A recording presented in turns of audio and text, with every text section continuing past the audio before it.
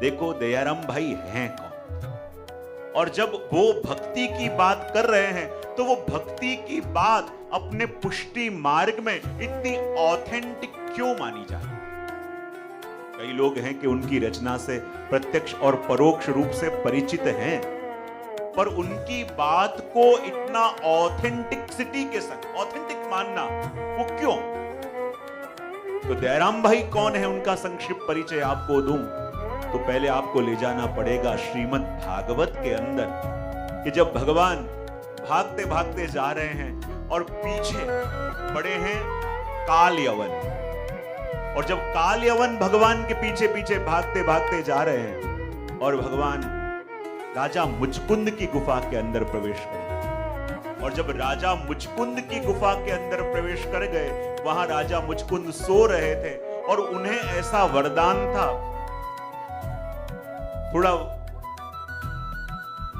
उन्हें ऐसा वरदान था कि उन्हें सोते हुए जो भी जगावे वो जल के राख हो जाए। और भगवान ने क्या किया, अपना जो पीतांबर है वो राजा मुचकुंद को उड़ा दिया, और जब काल यवन भागते भागते भगवान का पीछे करते करते आए और क्या देखा कि भगवान का पीतांबर है, यानी प्रभु ही सो रहे होंगे, और लात मार के जगाना चाहा, लेकिन वहां तो राजा मुचकुंद थे, और मुचकुंद की आंखों से ऐसी अग्नि प्रगटी कि उस अग्नि से जल के काल यवन भस्म हो गए। और तब राजा मुचकुंद ने प्रभु से कहा, प्रभु मैं तो यहां सो रहा था, लेकिन देखो अनायास ही आपके दर्शन मुझे मिल गए, अनायास ही आपकी सन्निधि मुझे मिल गई। अब प्रभु जब आपके दर्शन पाए तो आपसे और क्या मांगू, एक ही वस्तु मांगू कि ऐसी कृपा प्रभु करो कि मुझे जीवन में भक्ति मिले, जीवन में मुझे भक्ति मिले। और तब भगवान ने कहा, मेरे दर्शन मिलने सरल है पर भक्ति मिलना दुर्लभ है।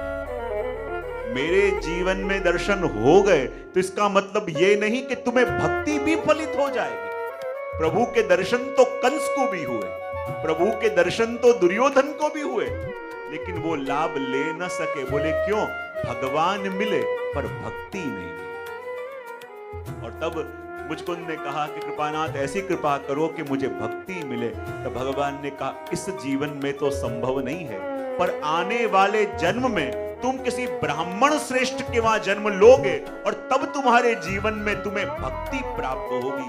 और चिंतकों का ऐसा मानना है कि वही राजा मुचकुंद दूसरे जन्म में प्रगटे जूनागढ़ में नरसिंह मेहता के रूप से, और नरसिंह मेहता के रूप से शिवजी की कृपा से प्रभु के रास के दर्शन भी हुए और भक्ति भी फलित हुई, और भक्ति भी फलित हुई। और ऐसा सामर्थ्य था कि अपने तार में जैसे केदार राग छेड़े और भगवान उनके सामने आ जाए। पर उस जीवन में भक्ति फलित तो हुई, पर अनजाने में प्रभु को श्रम दे दिया। बोले क्या? जब हुंडी स्वीकार नहीं थी तो आपने विनती करी, मारी हुंडी स्वीकारो महाराज रे शामड़ा गिरधारी। और वो हुंडी स्वीकारने के लिए भगवान को स्वयं शामरशाह सेठ बन के आना पड़ा। और जब ये हुआ तो अपने नरसिंह मेहता को इतना ताप हुआ, इतनी पीड़ा हुई कि अनजाने में अपना कार्य साधने के लिए प्रभु मैंने आपको श्रम दिया, और प्रभु आपको मेरे कारण परिश्रम हुआ, तो अब मैं प्रण लेता हूं कि अब जब जन्म लूंगा तो मैं बोलूंगा नहीं। और वही नरसिंह मेहता का दूसरा जन्म हुआ हमारे गोपाल दास जी के रूप में, कि जिन्होंने वल्लभाख्यान गाया, और इसलिए जन्म से मूंगे रहे, क्योंकि गए जन्म में जब प्रभु आपने वाणी तो दी और उस वाणी से प्रभु आपको श्रम दिया, इसलिए इस जन्म में मैं बोलूंगा नहीं। लेकिन जब श्री गुसाई जी ने कृपा करी, अपना चरवित तांबुल मुख में पधराया, और जब उन्होंने भी गाया तो पहले कौन से राग में गाया? केदार में, वंदु श्री विठ्ठलवर, क्योंकि केदार राग के कारण श्रम दिया था और केदार राग से गाया। तो राजा मुचकुंद जो थे नरसिंह मेहता के रूप में आए, वही नरसिंह मेहता गोपाल दास जी वल्लभाख्यान के रचने वाले के रूप में आए, और वही गोपाल दास जी अपने वहां कहते हैं ये दयाराम भाई के रूप से आए। ये वो हैं जिन्हें प्रभु का प्रगट दर्शन भी मिला है, ये वो हैं कि जिनको रास का दर्शन भी मिला है, ये वो है जिन्होंने प्रभु के गुणगान भी गाए हैं और इसीलिए उनकी वाणी को इतना प्रमाणभूत अपने वहां माना जाता है। और उनका जन्म भी हुआ गुजरात में। बड़ौदा से आगे जाओ तो चाणोद गांव आता, डभोई चाणोद, वहीं उनका जन्म भी हुआ प्रभु राम भाई और महालक्ष्मी बहन के वहां। और कहते हैं बचपन से ही प्रभु में इतनी आसक्ति, जब थोड़े से बड़े हुए माता पिता ने कहा कि आपका ब्याह अब करवा दें, तो उन्होंने कहा कि मैं दूसरा ब्याह करना नहीं चाहता। माता पिता ने कहा अरे दूसरा ब्याह कैसे? बोले जब मेरा ब्रह्म संबंध हुआ उसी दिन मेरा ब्याह तो मेरे प्रभु के संग, मेरे गोवर्धन धरण के संग हो गया है, और जब गोवर्धन धरण के संग मेरा ब्याह हो गया है तो फिर दूसरा ब्याह मैं कैसे करूं? और तब उन्होंने गाया था, एक वर्यो गोपी जन वल्लभ, नहीं स्वामी मारे कोई बीजो रे। कि मैंने ब्याह किया है तो मेरे गोपी जन वल्लभ प्रभु से किया है, और जब प्रभु से ब्याह कर लिया तब दूसरा ब्याह मैं इस जीवन में कैसे करूं? और ऐसे दयाराम भाई ने जब ये भक्ति पोषण की रचना करी, तो देखो भक्ति पोषण ये काव्यात्मक है। अभी अपन शुरुआत में 5 तुके गाएंगे, क्योंकि जैसे वल्लभ साखी वो भी एक काव्य का प्रकार है और साखी गाने का ढंग एक अलग होता है, और उसी प्रकार ये भक्ति पोषण में 101 चंद्रावड़ा है। क्या है? चंद्रावड़ा। इसके जो रचना है उसे चंद्रावड़ा कहते हैं, और चंद्रावड़ा गुजराती भाषा में है, लेकिन इसको गाने का एक विशिष्ट प्रकार है कि भक्ति का पोषण कैसे हो। देखो 3 शब्द बहुत समानार्थी लगते हैं अपन को, लेकिन बहुत भेद है। एक होता है पोषण, एक होता है कुपोषण, और एक होता है शोषण। कितने शब्द कहे मैंने? कौन कौन से? पोषण, कुपोषण और तीसरा शोषण। कितने जीव ऐसे हैं कि जिनकी भक्ति पोषित है? कितने जीव यहां बैठे ऐसे हैं जिनकी भक्ति कुपोषित है? और कितने जीव ऐसे हैं कि जिनकी भक्ति शोषित है? पता कैसे अपन को चले कि अपनी भक्ति पोषित है, कुपोषित है या शोषित है? देखो जिनकी भक्ति पोषित है ना, ठाकुर जी के पास बैठते हो बड़ा आनंद आता हो, लगे जैसे प्रभु के अलावा और कुछ दिखाई नहीं दे रहा। और जब सत्संग में आके बैठे तो भी ऐसा आनंद आवे, चित न फोन में जाए, न पर्स में जाए, न पॉकेट में जाए, न आसपास जावे, तो मानो भक्ति पोषित है। लेकिन जब अपन को प्रभु के आगे बैठा हुए, प्रभु के सामने बैठा हुए, तो चिंता हो दुकान में क्या हो रहा होगा, ऑफिस में क्या हो रहा होगा। सत्संग में बैठे हैं अपन तो अपने में ध्यान न हो, देखे कौन कौन आया है, कौन कौन नहीं आया है, क्या है, तब मानो ये भक्ति कौन सी है? भक्ति है तो सही पर कुपोषित। अपन को लगे कि इतना प्रयत्न कर रहे हैं, मन ठाकुर जी में लग क्यों नहीं रहा? इतना प्रयत्न करें, चित्त ठाकुर जी में स्थिर क्यों नहीं हो रहा? तो मानो अपनी भक्ति कुपोषित है। कहते हैं बालक बचपन में बहुत कमजोर हो, तो अपन कहते हैं ये कुपोषण का शिकार है। कहते हैं कुपोषण का शिकार है, इसके भाव को लोगों ने दुरुपयोग कर दिया हो। ऐसी भक्ति अपनी होती है शोषित। तो कई लोग ऐसे होते हैं कि जिनकी भक्ति पोषित है, कई लोग ऐसे जिनकी भक्ति शोषित है, और कई लोग ऐसे जिनकी भक्ति कुपोषित है। तो जैसी भी भक्ति लेके अपन आए हैं, चिंता मत करो, भक्ति का बीज है तो सही, और है तो सही तो उसे पोषित होते भी देर लगेगी नहीं। और कई बार मैं अपने प्रवचनों में एग्जाम्पल में देता रहता हूं कि देखो या 5 दिन अपन को कुछ पाना नहीं है, और मैं कुछ देने आया भी नहीं हूं, क्योंकि मैं हमेशा कहता हूं कि आज लोग पहले से ही इतने ज्यादा इन्फॉर्म्ड होते हैं, इतने ज्यादा भरे हुए होते हैं, और यदि मुझे ऐसा लगे कि कुछ नया देना है तो ऐसे ही लगे कि भरे हुए कप के अंदर में और चाय ऐड कर रहा हूं, क्या होगा उसका? ओवरफ्लो होता है। तो मैं यहाँ कुछ देने नहीं आया। तो बोले 5 दिन करना क्या है? तो कई बार मैं एक एग्जाम्पल अपने प्रवचनों में देता हूँ कि जैसे एक गांव के अंदर एक कुआं था, और उसी कुएं का पानी पूरे गांव के लोग पीते थे। अब हुआ ऐसे, दो बकरियां लड़ती लड़ती आई और एक बकरी लड़ते लड़ते उस कुएं में गिर गई। अब कुएं में गिर के वो मर गई तो कुएं के पानी में दुर्गंध आने लगी। अब पूरे गांव के लोग वही पानी पीते थे। अब दुर्गंध आने लगी, सब बोले कि करे क्या कि पानी शुद्ध हो। किसी ने कहा ऐसे करो, यहां पूरी रात बैठ के अखंड जप करते हैं और अखंड जप करेंगे तो जल जरूर शुद्ध होगा। अखंड जप किया लेकिन जल शुद्ध नहीं हुआ। तो कहा कि क्या किया जाए। बोले कहते हैं कि यहाँ पे एक यज्ञ करवाते हैं और कुएं के पास यज्ञ करवाओ तो यज्ञ से सारे दोष चले जाते हैं, तो इसके भी दोष चले जाएंगे और पानी शुद्ध हो जाएगा। तो वहां पे यज्ञ भी किया गया लेकिन पानी शुद्ध हुआ नहीं। तो कहा क्या करें। बोले ऐसे करो, यहाँ बैठ के कोई मूल पारायण करवाते हैं। मूल पारायण करवाया, बोले अब दोष चले जाएंगे लेकिन जल शुद्ध नहीं हुआ। बोले करे क्या।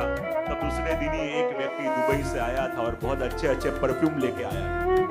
उसने कहा था कि दिक्कत कहाँ है, पानी में दुर्गंध आ रही है, इतना ही नहीं। मैं दुबई से आया हूँ और इतने परफ्यूम लेके आया हूँ, सारे परफ्यूम पानी में डाल दिए। तो आधा घंटा तक तो सुंदर सुगंध आने लगी, लेकिन जहां आधा घंटा पूरा हुआ फिर से दुर्गंध शुरू हो गई। अब सभी लोग समस्या में थे कि जप करवाया, तप किया, अखंड नाम लिया, मूल पाठ किया, यज्ञ किया, फिर भी ये जल शुद्ध क्यों नहीं हो रहा। और तब वहीं एक यात्री आए, ज्ञानी थे, उसे पूछा कि ये इतना इतना साधन किया लेकिन जल शुद्ध क्यों नहीं हो रहा। उसने कहा कि पहले बताओ कि अशुद्ध हुआ कैसे है। जैसे ही देखा तो उसमें एक मरी हुई बकरी पड़ी हुई थी। उसने कहा कि तुमने सब कुछ यहाँ उत्तम उत्तम कार्य किए लेकिन जो गलत अंदर पड़ा है क्या उसे बाहर निकाला। बोले वो तो नहीं निकाला। तो कहे कितने भी उत्तम उत्तम कार्य करो, कितने भी तीर्थ करो, जप करो, व्रत करो, तीर्थ करो, पर अंदर पड़ा हुआ गलत जब तक बाहर निकलेगा नहीं तब तक परिवर्तन नहीं आ सकता। तो इस सत्र के अंदर हमें कुछ डालना नहीं है, पर क्या करना है, अंदर जो गलत पड़ा है उसे इन 5 दिनों में निकालना है। क्योंकि भक्ति तो उत्तम है लेकिन गलत वस्तु पड़ी हुई हो तो उत्तम वस्तु के संग भी गलत मिश्रण हो जाए तो वस्तु को भी दूषित कर देती है कि नहीं। उस प्रकार हमारी भक्ति के अंदर जो जो गलत वस्तुएं पड़ी हैं, गलत धारणाएं पड़ी हैं, गलत विचार पड़े हैं, इन 5 दिनों में सिर्फ उसे निकालना है। और जैसे ही वो निकलेगा तो हमारी भक्ति शुद्ध होगी, और शुद्ध होगी भक्ति तो जाना नहीं पड़ेगा, प्रभु दौड़ते हुए अपने घर के अंदर आएंगे। जैसे शबरी को खोजते खोजते प्रभु गए, और जहां भक्ति शुद्ध हुई प्रभु को पाने की तड़प जगेगी, और जहां प्रभु को पाने की तड़प जगेगी तो उनके पास जाना न पड़ेगा, वो खोजते हुए अपने घर आ जाएंगे। तो इस भक्ति पोषण के अंदर दयाराम भाई ने गुजराती तलबदी भाषा के अंदर सभी ग्रंथ, सभी शास्त्र, सभी का निचोड़ दे दिया और भक्ति की ऐसी अनुपम अद्भुत व्याख्या करी है कि जैसे जैसे अपन श्रवण करेंगे एक एक वस्तु आपने खोल के रख दी है। भक्ति क्या, कितने प्रकार, और इतने प्रकार में से कौन कौन से प्रकार कैसे कैसे करे जाए, ये सारे रहस्य को मानो दयाराम भाई ने खोल के रख दिया है। यहाँ दयाराम भाई सबसे पहले स्मरण किनका करते हैं तो कहते हैं कि श्री गुरु वल्लभ देव ने हूं प्रथम करूं प्रणाम। देखो भक्ति क्या है, भक्ति यानी अपन जो भी कर रहे हैं वही करते रहें, लेकिन उसी को देखने की दृष्टि बदल जाए तो मानो वो भक्ति हो रही है। जो भी अपन कर रहे हैं अपने लिए कर रहे हैं, और घर में जो भी कार्य आप अपने लिए कर रहे हो वही कार्य कर रहे हो, लेकिन सिर्फ दृष्टि बदले कि अब मैं प्रभु के लिए कर रहा हूं, तो फिर वो भक्ति हो गई कि ना हो गई। तो कहते हैं भक्ति क्या है, सिर्फ अपनी दृष्टि और दृष्टिकोण को बदल देना। देखो दृष्टि का इलाज तो दुनिया में संभव है, लेकिन दृष्टिकोण का इलाज संभव नहीं। दृष्टिकोण यानी परसेप्शन। आंखों का इलाज जाके आप करवा सकते हो, नजर का इलाज करवा सकते हो, लेकिन नजरिए का इलाज कहीं नहीं होता। और ये नजरिए का इलाज जो कर देवे उसी को तो गुरु कहते हैं। और इसलिए यहाँ दयाराम भाई सबसे पहले कहते हैं कि श्री गुरु वल्लभ देव ने प्रथम करूं प्रणाम।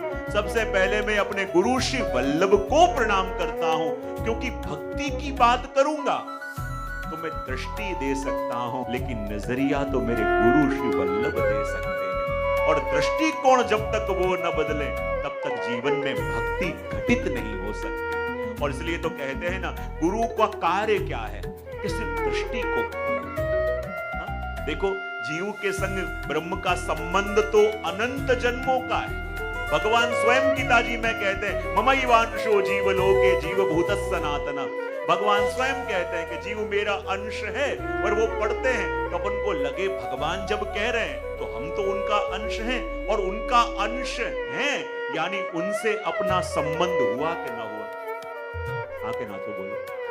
और आजकल का नहीं, अनादिकाल का है। और जब अपना संबंध नित्य ब्रह्म से है ही, तो फिर ब्रह्म संबंध क्यों? संबंध तो उनसे है ही, संबंध तो है ही, पर अभी दृष्टि खुली नहीं है, फिर संबंध को जाना नहीं है। तो वल्लभ ब्रह्म संबंध करवाते नहीं है तो किसका है और कौन तेरा है, सिर्फ ये दृष्टि को खोल के उसे बता देते। और जब दृष्टि खुली, नजरिया बदला और सारे नजारे बदल जाते। कहते हैं ना, एक राजा था कि उसके पास जब उसके गुरु आए, राजा से पूछा कि बता कैसे सब कुछ चल रहा है। बोले क्या करूं, ये राजपाट चल रहा है, सब कुछ चल रहा है, लेकिन लगता है यहाँ रह के भगवत भजन हो नहीं सकता। यदि आप आज्ञा करो तो बहुत उम्र मेरी हो गई है, अब मुझे जंगल में जाके तप करना है और प्रभु को प्रसन्न करना है।